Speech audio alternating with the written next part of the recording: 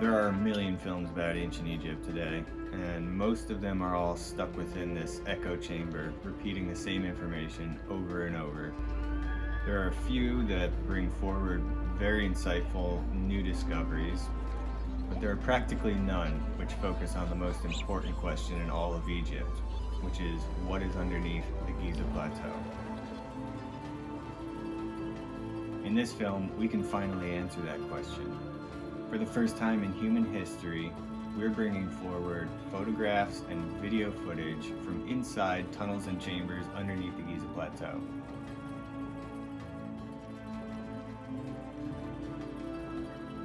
We've found evidence of many tunnels and an entire network which connects directly to chambers underneath the Sphinx and inside the Great Pyramid.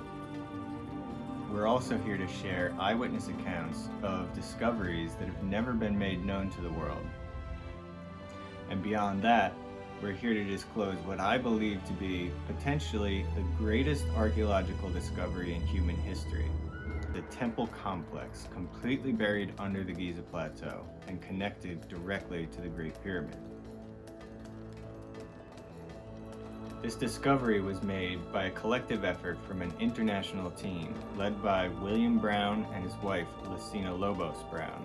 And this is the story of that discovery.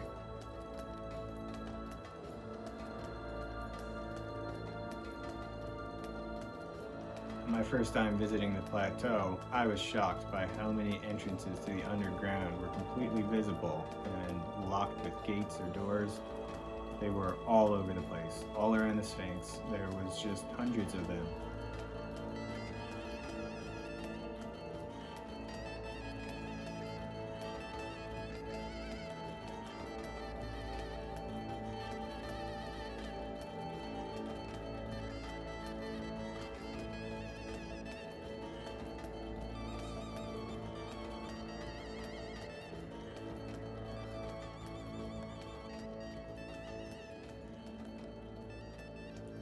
My name is Trevor Grassi, and I've been studying ancient cultures for my whole life.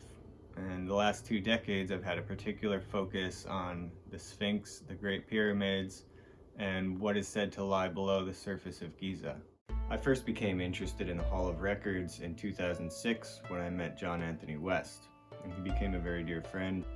In the years that followed, he guided me towards many other researchers and authors who had all made very interesting discoveries that contributed to this overall mystery.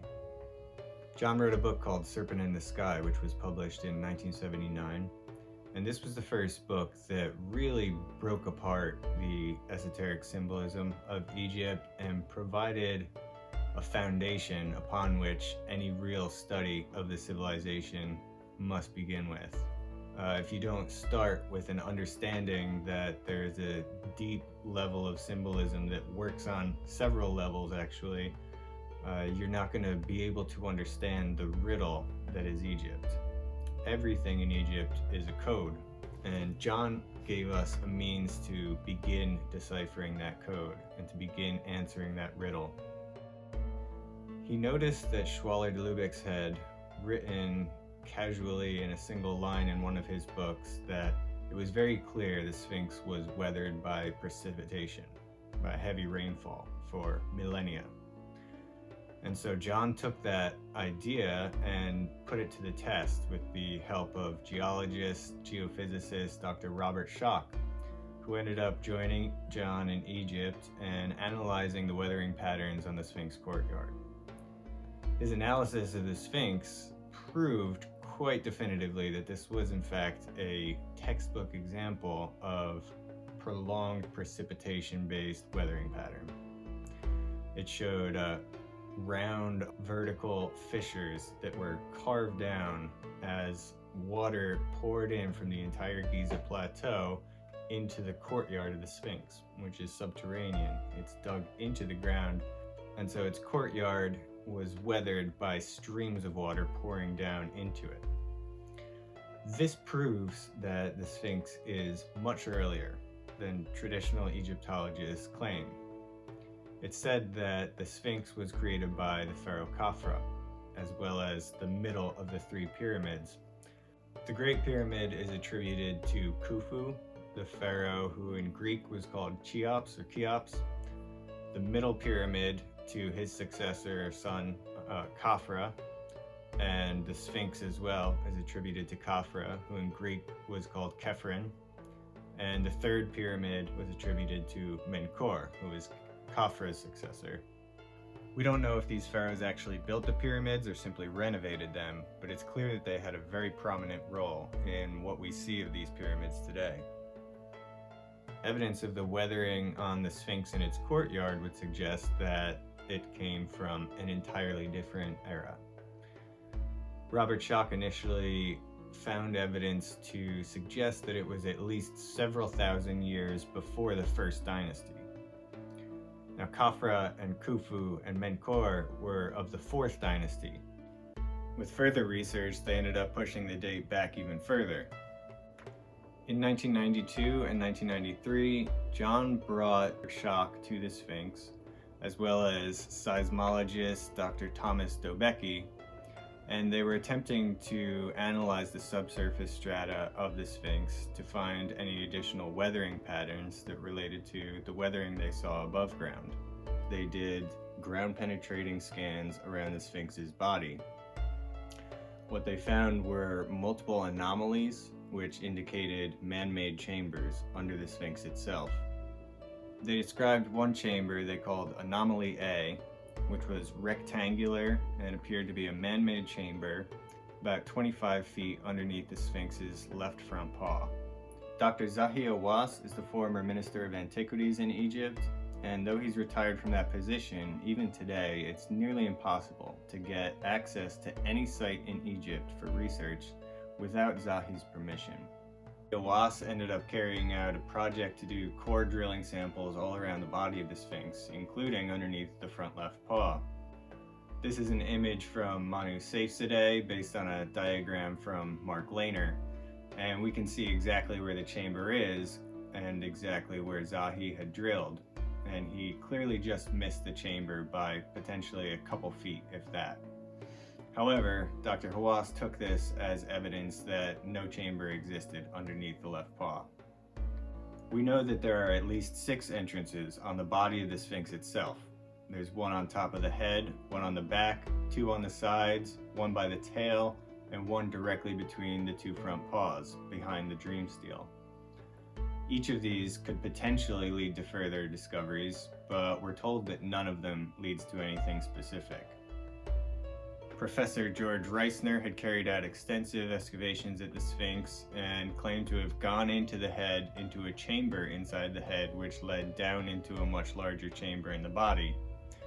In 1913, an article was released in a publication called The Sphere with an illustration attributed to G. Braun, and it showed this chamber in the head leading to the chamber in the body and leading elsewhere from there. Soon after this article came out, it was covered up and called a hoax. However, we know that Reisner did spend months excavating at the Sphinx. So was he just inside a tiny chamber that was only a few feet wide in the head the whole time, making it up? It seems unlikely. In a book called Scenario of the Photodrama of Creation, Charles Taze Russell published a similar image in 1914, the year after Reisner's image came out. The chamber in the head, we're told, goes down only a few feet. The one in the back, we're told, is just an access shaft to the fracture that's running through the body of the Sphinx with a hatch built on top of it. The 2 in the sides have both been completely cemented over and covered up. The entrance by the tail has a lot of interesting stories. In 2023, Jimmy Corsetti released a video that leaked images of the upper part of this tunnel system, which is blocked off with wood. This may be the upper part that Mark Lehner had described in his thesis, Archaeology of an Image, which came out in 1991. And he shows this tunnel going up several meters up to a point where there's a lot of weathering on the core body of the Sphinx, but inside the casing repair stones. We have at least one account of this tunnel from Elena Danaan, and I've spoken with her about this. She also published a story in her book, The Cedars, and she says that in 1998, Zahi invited her down into this tunnel and actually told her that it leads to a long hall at the bottom, underneath the Sphinx. exactly as Professor Reisner had described. Elena also describes entering into the chamber behind the dream stele directly under the Sphinx's chin, and saying that it led to a stairwell going down to a long colonnade, which led to additional tunnels. In some earlier excavations, we're told that this chamber doesn't go very far either, that it's just small, but perhaps there is a hidden continuation of that passage somewhere that hasn't been found yet. Haich and Lehner both excavated these tunnels in the 1990s, and Haich declared excitedly that he was exploring this tunnel for the first time, leading to unknown discoveries beneath the Sphinx. However, in 1998, he completely changed his story and suddenly said that there was absolutely nothing underneath the Sphinx. Dr. Haich said that the tunnel by the tail actually extended down under the Sphinx to a large hall. So we have to wonder why he suddenly changed his story and said there's nothing.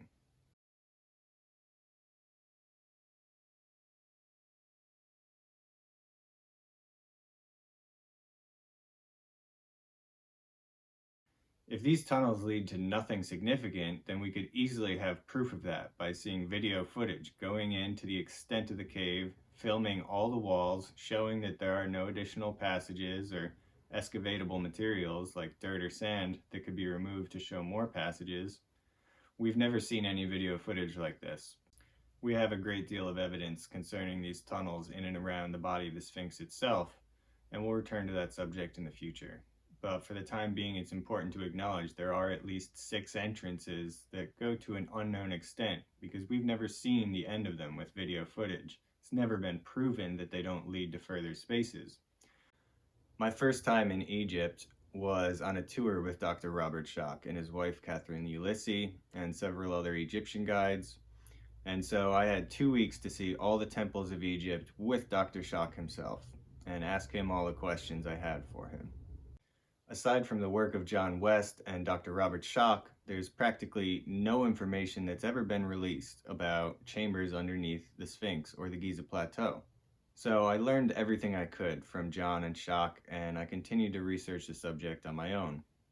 The chamber that we found was under the left paw, so that's the left paw. Their discovery corresponded with a prediction made by the renowned psychic Edgar Cayce, who said that underneath the front paws of the Sphinx could be found an entrance to the Hall of Records. These records were said to have ancient technology and knowledge from the civilization of Atlantis. It's important to understand when talking about the Hall of Records that I'm not just talking about the information that comes from Edgar Cayce. I believe these records take many forms and they're located in many places. In fact, they're all over the world in many different countries. But I think that Egypt is the place where the records are most complete. Some of them are actually above ground and visible for us to see right now. I believe all the temples of Egypt and all the pyramids are part of the Hall of Records itself. They're part of the archive of information that was meant to be preserved. The information is actually demonstrated through the use of geometry and mathematics and their understanding of vibration and harmony, frequency. All of this is information that can be reverse engineered essentially from the monuments themselves if we know how to read that symbolism, and it could be used to rebuild this ancient sacred science based on the mathematics they used and their understanding of the universal laws. At the same time, there are other parts of the records which are actually preserved underground, carved in relief on stone walls and written in hieroglyphs, and even pure information stored in ways that can be accessed telepathically. And these chambers and areas that contain these records have all sorts of protections on them. We have many accounts of expeditions and excavations from all throughout our history, especially into the 19th and 20th century, that describe this endless maze of tunnels under the plateau, and even describe beautiful, elaborate carvings and reliefs all over these stone tunnel walls. Over the last 2 decades, I've collected a massive body of evidence that suggests the Hall of Records underneath the Giza Plateau is a historically documented fact and not a myth or a legend. We have evidence from the Egyptian civilization themselves that suggests that their own history does extend much further into the past than we've given them credit for. Some of this evidence includes the Edfu building texts, the Turin papyrus, and the Palermo stone. These sources tell us that Egyptian history extends much further into the past than the first dynasties, and many of them correlate very well with Plato's account of Atlantis and Edgar Cayce's information. The dream stele of Thutmose IV was placed there when Thutmose had a dream that the Sphinx actually spoke to him and told him that if he cleared the sand away from its base and restored it, he would become pharaoh. On this stele, we see a depiction of what appears to be a chamber or archive underneath the Sphinx itself. And we also find the name of the Sphinx, which is Horem Akhet, which means Horus of the Horizon. We actually have a record from the Egyptians themselves that describe this library or archive being in the very same location.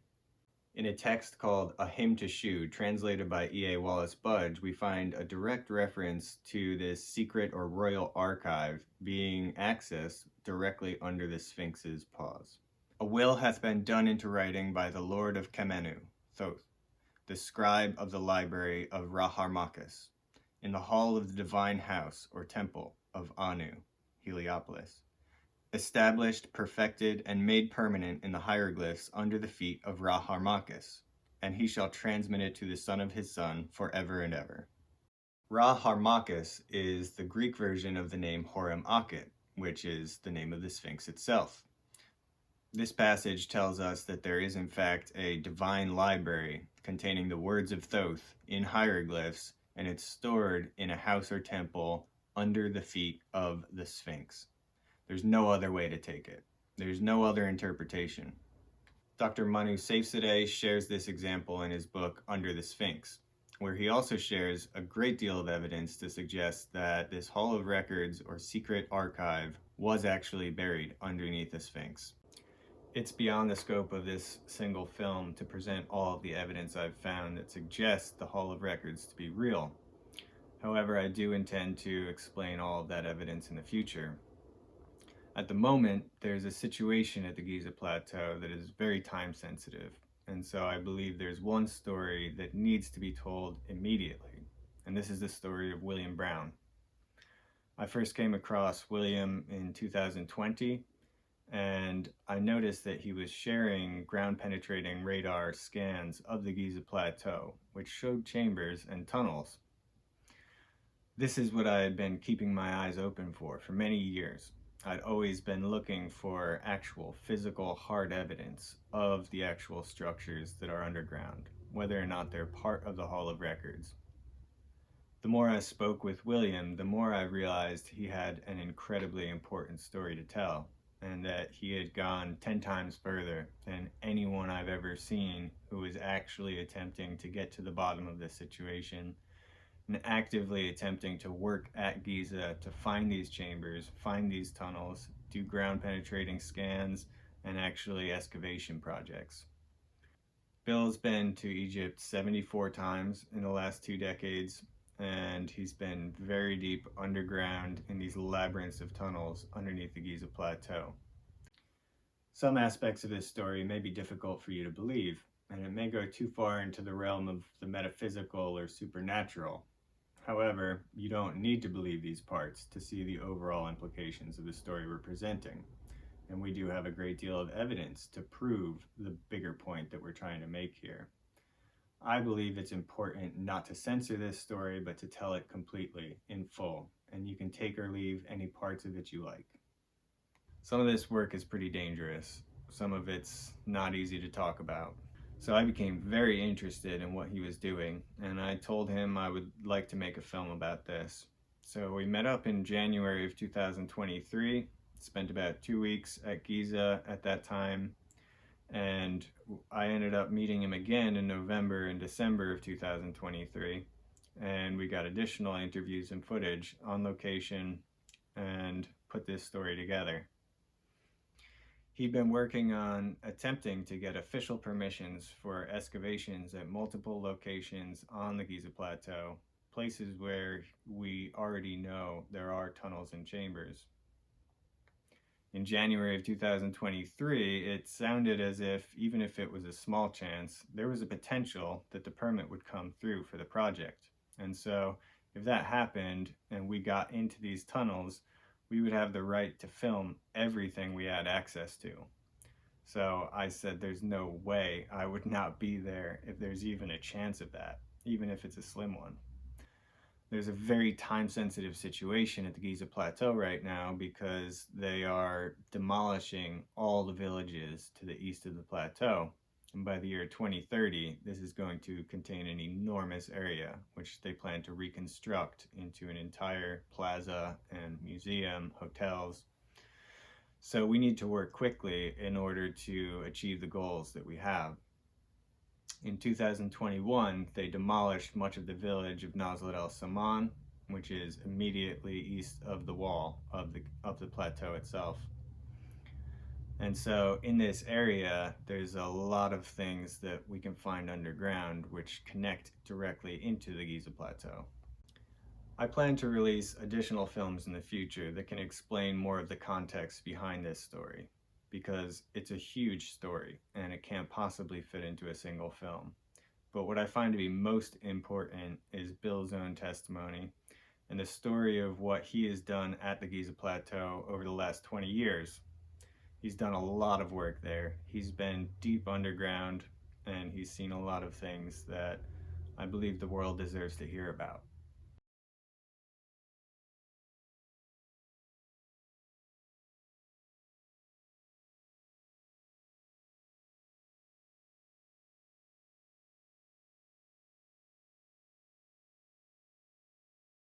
The tunnel from the Sphinx's paw that Edward Casey talks about goes into this room right here, which is totally connected this way and that way and that way. So it's like the major hub. Subway, New York. I know one of the entrances, and I can show you the stone, and it takes 4 men to move the stone. When they move the stone, you can go in. You can actually see from here going to underneath here. It's a big room down here. We have the drawings of all the underground. There's many caverns right here. So we have the drawings that show everything that's here and where it goes. You know, you can see all of these things. Those used to be doorways. And people that used to live here before it became a tourist trap used to go inside those and have lunch. There was nothing secret. The only reason why they've done it and covered it up is to get money from the tourists. And then the tourists give them money and then they take them there. And so that's actually the underground location where the archaeologists have been working for 25 years. It's their main office entrance, and from there they can go into other tunnels. And the tunnel goes from here over to the tomb of Osiris.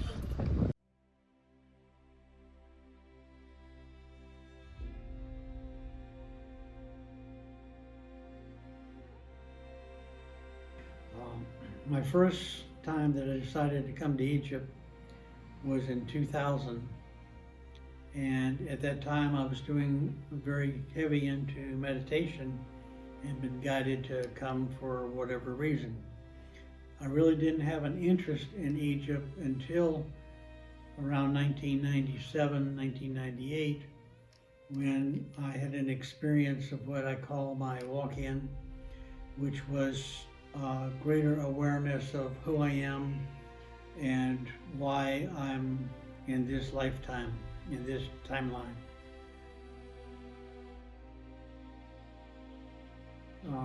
Upper middle class, I was an engineer, making a lot of money. My wife was a director at the hospital.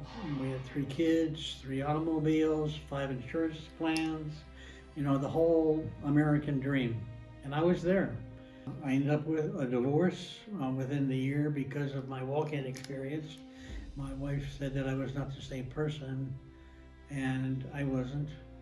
And so I ended up leaving everything behind. 2003, I arrived in Egypt with plans to live here for the rest of my life. And where I'm staying in this hotel right across the wall at Giza Plateau, the high mountain range area, hillside, I meditated for 30 days. And I had done a 2-week tour while I was here with a tour group and went up and down the Nile, all the temples, and I became totally aware of either a lifetime or some memories or whatever you want to call it, of some lifetime, ancient times in Egypt. So I went back to my job and I turned in my letter of resignation. I was an engineer for 25 years and I completely gave up that physical world of income, security, everything. I was an engineer. I even had a contract that I didn't even have to wear a tie. And so everything was going really well. And finally I went to my boss and I said, after 3 trips in 2005, I said, I'm moving permanently to Egypt to live for the rest of my life. And they said, okay. And so I came here.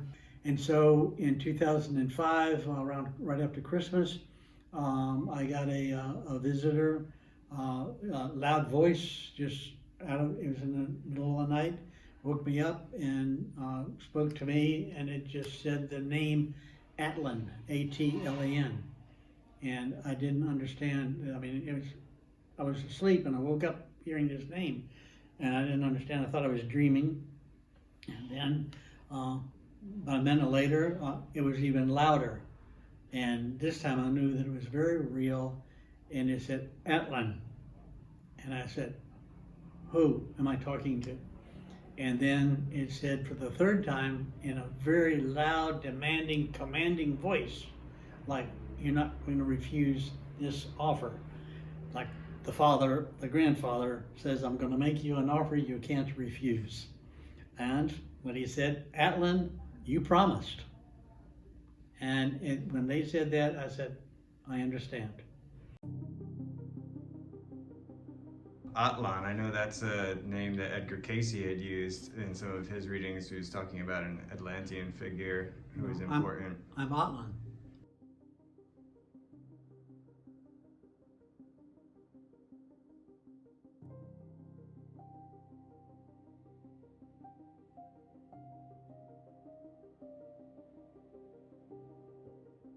There's 3 of us, just like Toth.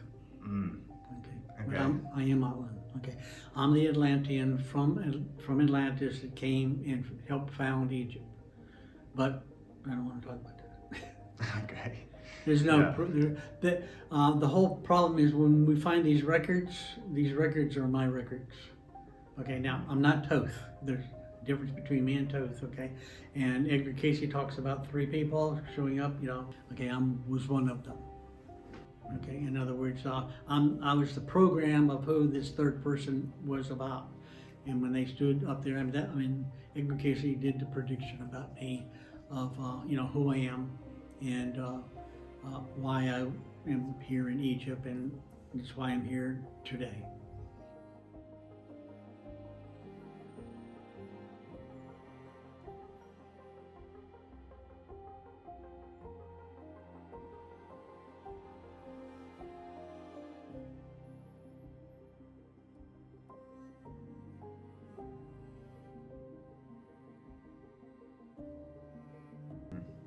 Yeah, you told me yesterday you also worked with Drunvalo Melchizedek, who is associated with Thoth as well.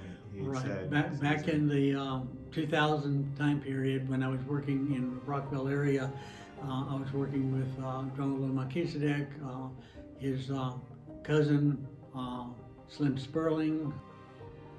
Slim Sperling introduced to the world what we call tensor rings. And this was something I was very interested in. Before I ever met William, I was using this technology to build sacred geometric designs, and William was essentially doing the same thing. He was using tensor rings to create healing beds within sacred geometric structures, such as icosahedrons made of wood.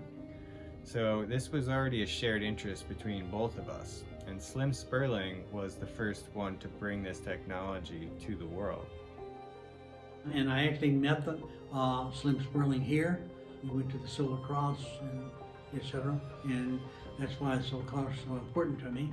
So because I've come here and I access that information, that's how I'm able to do and design, build the projects that I'm doing in Poland. I would pray, meditate every day on the top of the hill over here, and I would say, why am I here? Why am I here? And he said, to learn about love. And I said, I know what love is. I was married for 25 years. And he said, no, you didn't learn what love is. And you're here to learn about love. And I'm going, okay, fine. And I said, how's that going to happen? They said, well, in 30 days you'll understand. So for 30 days I meditated every day. I fasted. During that 5-month period I was here, I lost 23 pounds. What happened after the 30 days, I was doing my research after I meditated in the morning, and then I would do archaeological research here. And I had spoken with the Egyptians, and we're doing ground penetrating radar, officially working with the Egyptians, and we did 9 different locations at that time. Well, some of the people, this company from Poland came, and they wanted to work with me on the GPR, so I agreed to give them all the information from the Sphinx. We did ground penetrating radar all along the Sphinx causeway, from the upper temple doorway all the way down to the rump of the Sphinx, and we scanned all of that. Those scans have appeared on Discovery Channel and in National Geographic.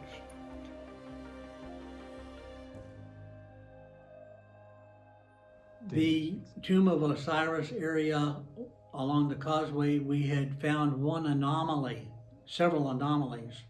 And the very first day in February, when they did the first test case, starting at the upper temple up at the second pyramid, when they actually started the first test, there was an anomaly underground that was very energetic, as I would say. Nobody's been able, even today, to define it. It was very energetic, and it shut down all of their computer equipment instantly. They saw an image appear on the video, on the computer screen, and they said all of a sudden everything it wiped out their computer too. And nobody knew, and the computer and the equipment and everything they actually had to go back and recalibrate everything. All of the equipment, the computer programs, everything. They had to recalibrate everything. So what would cause that? Nobody's been able to say, and nobody even talks about it, except for me. And to this day, they don't deny it. They just, Egyptians are very good at not denying, but not replying. We found another anomaly between that anomaly and the Tomb of Osiris in the middle of the Sphinx Causeway. We found 3 anomalies along there, and those anomalies have appeared on National Geographic and on the Discovery Channel, reported by other people that have taken my information, which I give freely, and I expected some kind of credit for it. They all took the credit for it. Nobody mentioned my name whatsoever. Egyptians won't allow them to mention my name. The Osiris Shaft, or the Osiris Tomb, has 3 levels, with shafts leading down to successive chambers. The Osiris Shaft was originally discovered by Professor Selim Hassan in the 1930s, and he made it down to the 2nd level. The 3rd level was flooded in his time, so he couldn't go down that far, but he told us some very useful things at that time. Hassan's excavations at Giza were very extensive, and he brought much attention to this subject. Many academics and media were reporting on it, and everyone was very excited about this secret city that had been discovered underneath the surface. One of these articles by Hamilton M. Wright says, "We have discovered a subway used by the ancient Egyptians of 5,000 years ago. It passes beneath the causeway leading between the second pyramid and the Sphinx. It provides a means of passing under the causeway from the Cheops pyramid to the pyramid of Khafre. From this subway, we have unearthed a series of shafts leading down more than 125 feet, with roomy courts and side chambers. Then, around 1935, the entire thing just went silent. Everyone stopped talking about it, attention was diverted to other projects in Egypt, and it all got covered up again. Toward the end of the 20th century, the water table was lowered considerably, and in 1998 there was an expedition led by J.J. Hurtak and Boris Said, and they went down into the third level and discovered underneath the mud the sarcophagus that is now called the Osiris Tomb. Our friend Ray Grassi was part of this expedition, and he wrote a fantastic article which is called Uncovering the Lost Tomb of Osiris, Personal Reflections on an Archaeological Mystery. As soon as it was understood that they had made a discovery of extreme importance, they lost access to the site, and Dr. Hawass took over the project from there. He soon after brought in a Japanese team to excavate mud tunnels which had been discovered underneath the surface of the water, but we've never been told what they actually found. Bill Brown is the only person I have ever heard actually describe what was at the end of that tunnel and what the Japanese found during that project. So nobody's been able to explain it, and so I came back so many times to try and understand what the anomalies were all about. Well, what we were able to find out in the 2006 filming by National Geographic's 2-hour interview at the site, they filmed me walking down to the area close to the Tomb of Osiris, just on the ground area. And I am actually standing on the ground. I have my plans and my book in my hands, and I have a GPS coordinate to know exactly where I'm at, and I make a claim. And of course, my book is about Atlantis, Egypt. This is why the Egyptians don't want to use my name. Okay, all right. And so I've come here to prove that Egypt was ancient Atlantis. Okay, and it's pre-Atlantis, but I don't really want to go back that far right now. Okay, and in that movie, I'm standing there. I said, in the near future, somebody's going to find something at this exact spot. They're going to find some casings, and inside the casings are going to be the information that we're looking for. And we're talking about Atlantis. That was in 2006. In 2009, after I gave my books to everybody, the Japanese were there at the 2006 filming by National Geographic. Everybody follows me around. Everybody knows who I was back then, what I was doing. And this person was actually, he filmed me, and he went back to the Japanese and gave them this information that somebody would find something. And so in 2009, private Japanese team went to the Tomb of Osiris, down to the third level. I have the movie and the pictures, and with Hawass approved it, and they ran a camera, actually it was plastic tube, with a camera on the end. They ran it through the third level mud tunnel up to, I don't remember how many, like 50, 60, 100 meters, I'm not sure. And I had said that they would find these crystals, casings. Well, they had to push the pipe through, and they broke the cave wall of a crystal cavern. And it all shows up in the film. I have the pictures of it. And they found this crystal cave that I talked about in 2006. And I've done that a lot here in Egypt. We found a lot of things similar to that in other different locations. And so the reason why I'm here right now is because of other information that we know about that we'll talk about in the near future. And they went back 3 times. They went back 3 times. And then when they finally got to the end with the camera, you know, with the movie camera and everything, and it showed it shows the tunnel the Tomb of Osiris is connected to the Great Pyramid and the Second Pyramid. We believe there's a very good chance that there is actually a tunnel connection from the subterranean chamber of the Great Pyramid all the way over to the Osiris Shaft, and that splits off over to the Sphinx as well. I've been inside the subterranean chamber, and for one thing, there's a well that goes down very deep from that chamber, and the chamber's already very far underground. And so there's a good chance that this well actually does have tunnel connections coming into it. But there's also a tunnel that leads directly out of the southern end of that chamber. And I've crawled down this tunnel. You have to get on all fours and crawl. And I've crawled to the end of it. It's about 40 or 50 feet.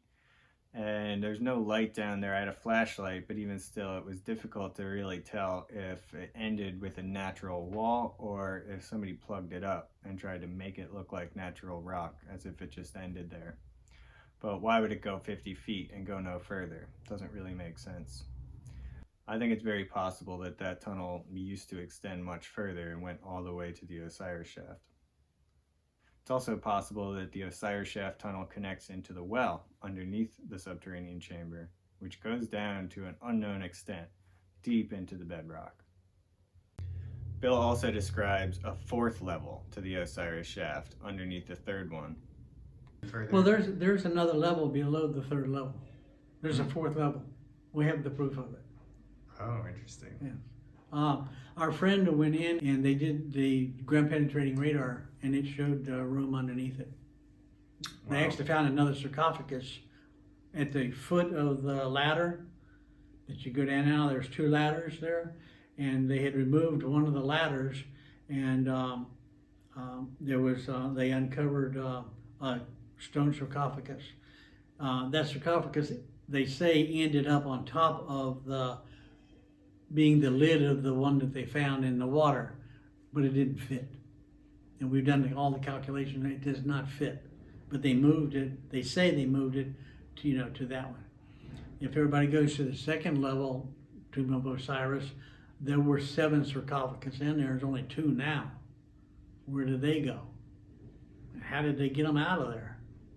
Okay, the shaft's not big enough. So there's got to be another doorway. Yeah. Interesting. Yeah. In Hassan's report called Excavations at Giza 1933 to 34, he reports that actually 7 sarcophagi were found in the second level. However, today there are only 2 remaining.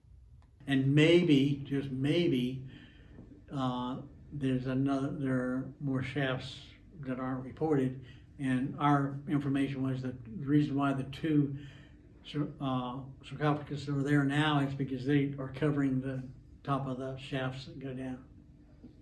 Okay, and so our friend did GPR and they found a room underneath it. Yeah, he showed me.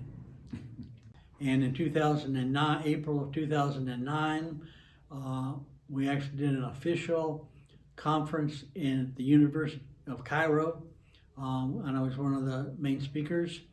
And I had also written my first book at that time, the Giza Report 2008 was the name of the book. And I printed 25 copies of it. And it was all about the ground penetrating radar tests that we did at Giza in 2006. However, in the journal that they did in Egypt, they didn't say half of the information that was in my book. They weren't allowed to say that. They weren't allowed to tell anybody. And to this day, nobody even knows it until I gave them my book. So when I did the conference, I handed 25 copies out to all of the professors at the university that were at the conference, and everybody read my book and asked a lot of questions. This was carried out by the NRIAG, or the National Research Institute of Astronomy and Geophysics. They report at least 2 caves and 1 shaft, which are all within 12 to 25 meters underground. The scans were done in February of 2006, and yet the report only came out in late 2007. There was about 18 months between the two, and we believe that in this time period, the report was heavily censored. Much of the information was removed. Even still, Dr. Abbas writes, the cave-like features could be ascribed to a tunnel section of at least 3 to 5 meter width. It is like a void in the limestone rock. He later concludes, we can presume the existence of a momentous diversity of archaeological structures at the pyramid's plateau, which remain as yet unexposed. These structures could be a linked net of tunnels and shafts that may well lead to precious tombs.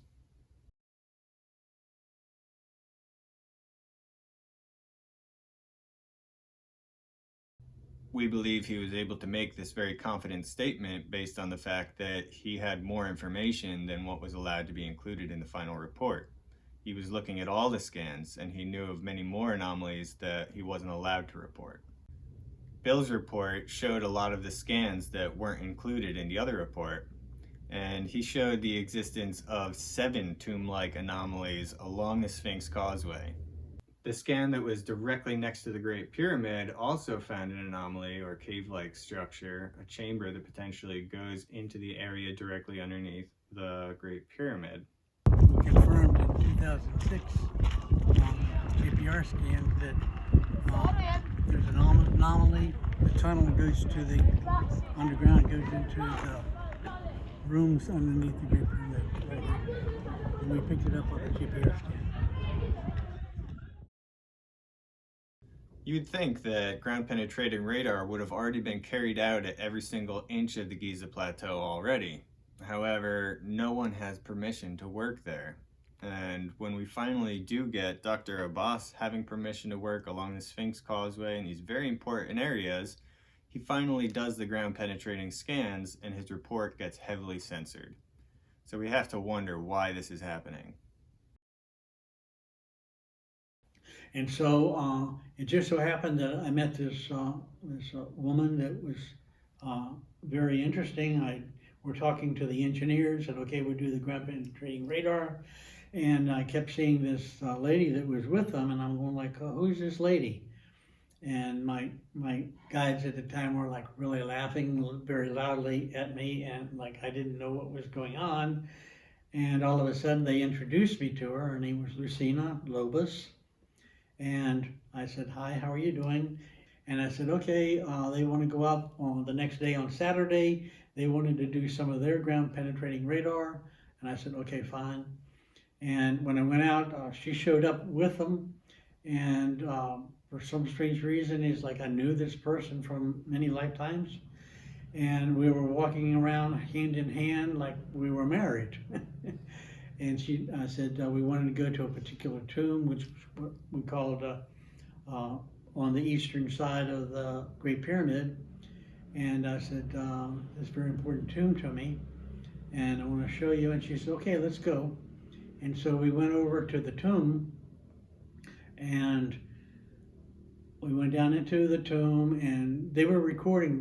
These people were making movies of everything, and they were recording everything. And when Lucy walked in, I was there, and all of a sudden she just started crying. And she had the memory of who I was and who she was at the time. And I, it's kind of like, I didn't know this person. I mean, she having a nervous breakdown, what's going on here? And she became so emotional, and we couldn't understand. And then the next day, she's a channeler and a massage therapist, and she does dowsing work, energy work. And we were going around doing dowsing at all the different sites, and she would take the pendulum out and say, okay, you want to GPR here. And so they ended up doing GPR in 9 different locations, which included redoing some of the ones that I had done. And she said, then they told me the story of who we were. And I'm going like, okay. And at that time, I was always an architect's son of an architect. Every lifetime I came in as son of the architect. And I was the son of the architect of Hemi-Uno, who is said to have built the Great Pyramid. And according to the information that we found, he taught me everything about the construction period at that time period, which I call reconstruction of the Great Pyramid. He taught me all of the techniques, and I became the architect for the second pyramid, or as we call it, the renovation of the second pyramid. Many people may not believe in past lives or the ability to remember events from those past lives, but we do have a precedent for this type of information. The Search for Sety by Jonathon Cott tells the story of Dorothy Eady, who was a woman who remembered her past life in Egypt when she was with the king Sety I at Abydos. And she ended up going to Abydos temple, and she was familiar with the entire layout of the ground. She ended up pointing to specific spots on the ground, and she'd say, there's a well here, or there's a structure here. And exactly what she said was there, the archaeologist would dig down and find. And so her accuracy was absolutely proven. And she spent the rest of her life there at Abydos, and this is exactly what Lucina Lobos Brown is doing. She's able to point directly to specific spots. You dig, you find what she says is there. In the book Initiation by Elizabeth Haich, we find another account of a woman who remembers her past life in Egypt and describes some very interesting details. So this woman, Lucina, she said, why don't you come visit me in Poland? I said, fine. So I went to Poland, and make a long story short, within 6 months we were married. I met her and the rest of the Polish team that was asking me to actually work for them, and to hire. They wanted to hire me as an engineer to work for them, a paid engineering position.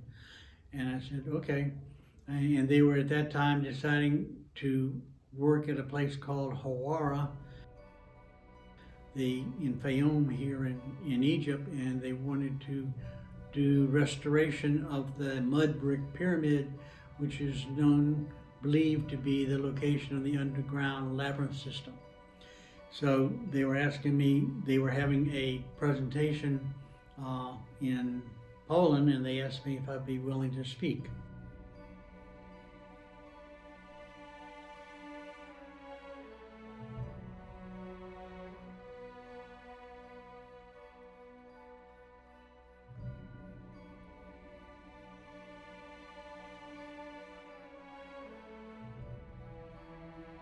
Herodotus describes the Labyrinth of Hawara having 3,000 chambers, 1,500 on the top level and 1,500 on the bottom. We have some amazing illustrations from Athanasius Kircher, who lived in the 17th century, of the Hawara Labyrinth.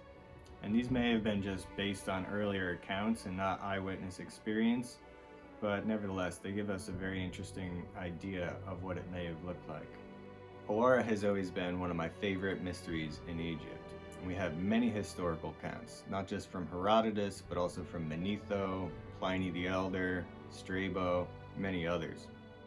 They describe these endless chambers and passageways as being built with granite and marble, and they all have beautiful reliefs carved on them as well as paintings.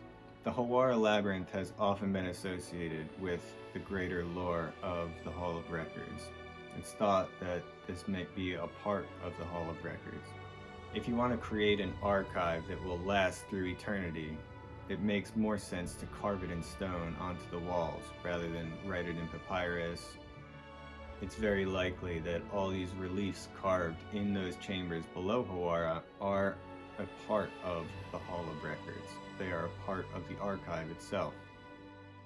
The agreement was signed between the University of Cairo Archaeological Department and the University of Warsaw in Poland. It was a mutual agreement between Poland and Egypt, and they hired me to come and to live at Hawara. We had a villa, and I had another engineer that was with me, and so I would come in for 1 month and then go back to Poland for a month. So we alternated every month for 2.5 years. The contract went on for 2.5 years. 2007, we did all the GPR scans at Hawara.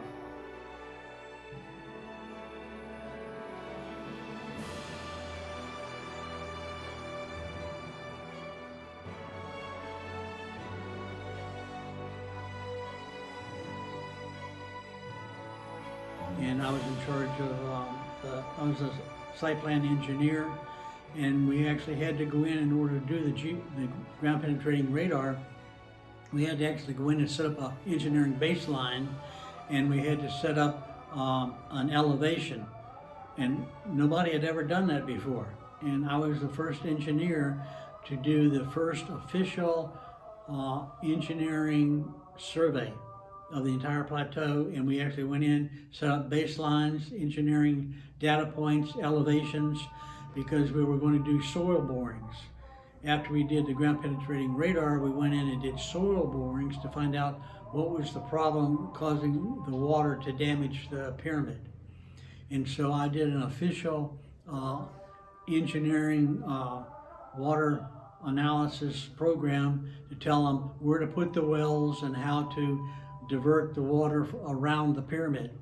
We had about 50 workers that actually went to with picks and shovels and hose and everything, and they did the typical go in and carry off the sand and dump it on another spot that we would have to pay to have that removed in the future years. Okay, and that's how they work. But we also had an academic team from the University of Warsaw, and as a part of a 2.5-year program, 50 Egyptian students from the University of Cairo got their doctorates based on that project. But nobody will talk about the labyrinth, including Dr. Rada. He got his doctorate. That's where he got his name from. Okay. And so we had the summer off, and then we came back again in November to start phase 2 to do more work. And they had actually done ground penetrating radar tests on our first tour in November, and we did 3 different tests. Because of the site, one of the other site engineer, he directed the first 2 tests because he was the boss. And they did a perimeter ring around the outside of the pyramid.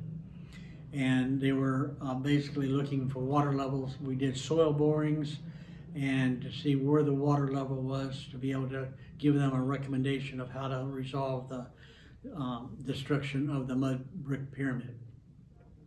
After doing the first 2 tests, they were analyzing them and not getting very good information. And I said, okay, I'll lead the 3rd expedition team. And I took them, and we were up where the sand covers the pyramid itself. And I said, we did a perimeter walk around that area. And after that analysis, nobody understood. We were actually GPR scanning all the rooms inside the pyramid. All the other ones was ground level water, and they didn't find anything. And we'd gone there to find proof of the labyrinth. And I knew. And so I have a very good understanding of some things, and I said, let's do it here. And they were like, what do you want? Why are you doing that? Everybody argued with me. And I just said, and my wife, at that time, I was married with Lucy, and Lucy's the boss. And Lucy says, whatever Bill says, do it. Don't argue with it. So we did it, and they started analyzing. It took a while. They analyzed the thing, and they actually found rooms inside which were part of the labyrinth system. And not only that, but we found that 1/2 of the pyramid was still buried under the sand. They thought that was the pyramid, and that's what the problem was. And the problem was not. It was that the other half of the pyramid is underground, and that's where the water's at. And how do we get rid of the water? And I did a full report, and I gave that report to Dr. Hawass at the 2009 conference, and he accepted it. Okay. And at that point, they took the project from us because of what we had found. I'm not taking the credit that it was me, because we were a team. And because of the information that we had found, we had actually dug down and found the corner of the southeast corner of the pyramid. We actually found the pyramid foundation. We were only allowed to go excavate 1 meter, 2 meters, up to 3 meters maximum outside the pyramid, as long as it didn't destroy or come in contact with the pyramid itself.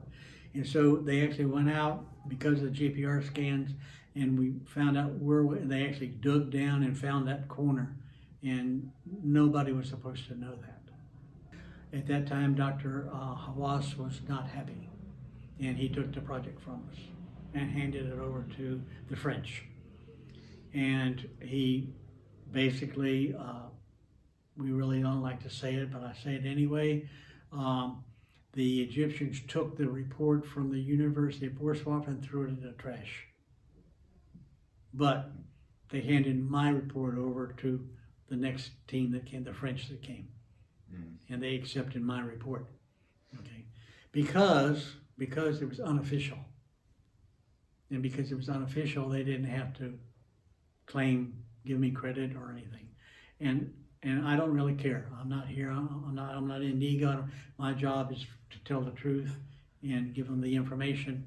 And so the French went in and did more work at that time. And there's been several people, but the Polish have not been allowed back to the site, even though they trying several times.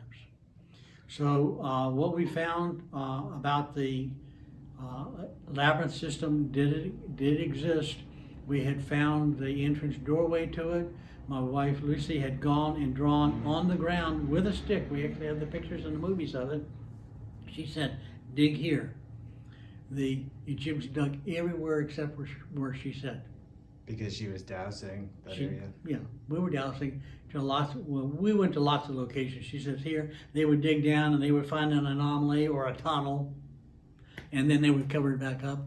In 2015, Dr. Carmen Bolter, Klaus Dona, and Michael Donnellan presented a three-dimensional model of the chambers below ground at Hawara based on satellite scans. These scans show two levels of chambers. The blue chambers on the upper level are flooded with water, while the red chambers below are not. When I did 5 conferences, pyramid conferences in Chicago, and she came to one and she disclosed that information at 2014, 15, 16, sometime around that time period. She showed the satellite picture of all the underground labyrinths. And in that, it actually showed that entrance. Had they dug there, they would have gained entrance to the labyrinth. And they still have not dug there to this day, because they know. And the satellite image shows 2 levels of the labyrinth, one level with water in it and the level below it with no water. You can go into it right now with no water. 5 of these chambers have a volume exceeding that of an Olympic-sized swimming pool. That's approximately the size of a department store. A single chamber of that size is quite a significant find.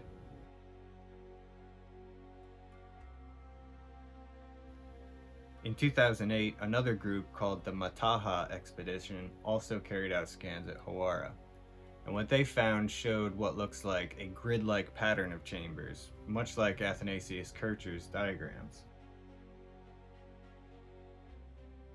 Dr. Robert Schoch and Catherine Ulysses have actually developed a theory that essentially all the mud brick structures in Egypt are seemingly just packing materials to help preserve the temples made of stone underneath them. At Hawara, we find the mud brick pyramid actually covering over what William discovered was an actual stone pyramid underneath. And Herodotus described this pyramid as having images and large figures carved upon it. And so if it has figures carved upon it, it's clearly a stone pyramid and not mud brick. So potentially, if we remove the mud bricks at Hawara, we would find another beautiful stone pyramid with carvings and inscriptions all over its surface. The pyramid at Hawara, as well as the labyrinth, are often attributed to King Amenemhat III, who was of the 12th dynasty. However, Herodotus told us that he believed the labyrinth itself was the work of 12 different kings who lived consecutively and who were all buried inside of it. We know that the top level is not actually subterranean. It's under sand, but not underground. And so all we'd have to remove is sand to get to the top level. And the bottom level is actually underground, potentially carved directly out of bedrock.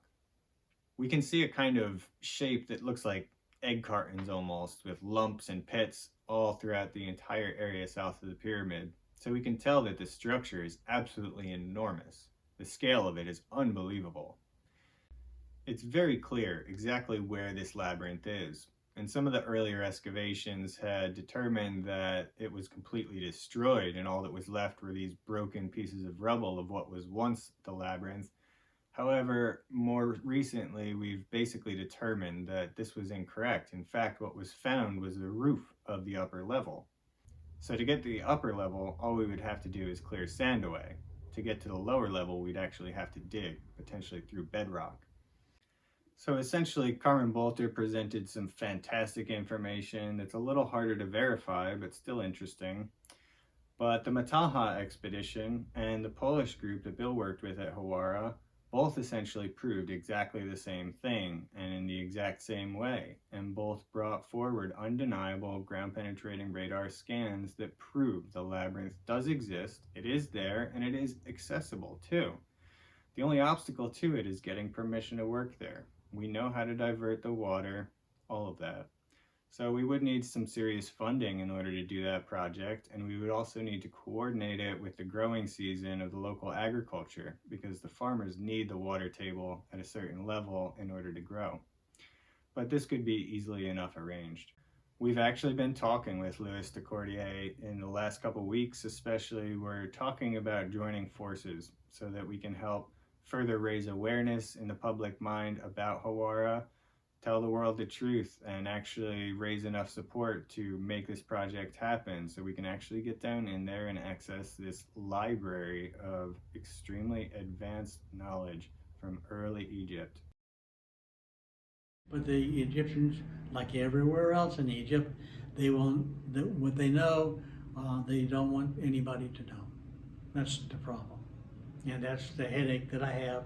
And I have a lot of information, and I've said it, but the Egyptians do not deny it. They just do not comment. So that's our story of Hawara, and we did the conference in 2009, and like I said, we've not been back since. So I've been back a couple of times to visit, take a couple of people, talk about it. Every time I go, all those people there say, Mr. Brown, you know, oh yeah, no problem, come on, that kind of thing. So we can talk about some things that I would like to go up and say, okay, I keep saying to the guy, have you dug here yet? And they're like, no. Well, I know they have. Okay, just like everywhere else. Okay, so we know that the Egyptians are accessing this, but they're not doing it publicly, so they do not have to release the information. And they're doing a lot of that here at Giza. And that's why I'm here. Zahi offered you a job after that, right? Oh yeah, he offered me a job right on the spot. You know, I gave him my report and everything, and I denied. I said no. He asked me why, and I said because if I work for him and the Egyptians, I'm not allowed to say anything. They have to say it. And if I say it, I have to get permission to say it to even release it. And they don't allow for it. So I just stay as an independent consultant engineer. I say whatever I want, and it doesn't matter whether the Egyptians deny it or not. And it's very funny that most of the time they do not deny.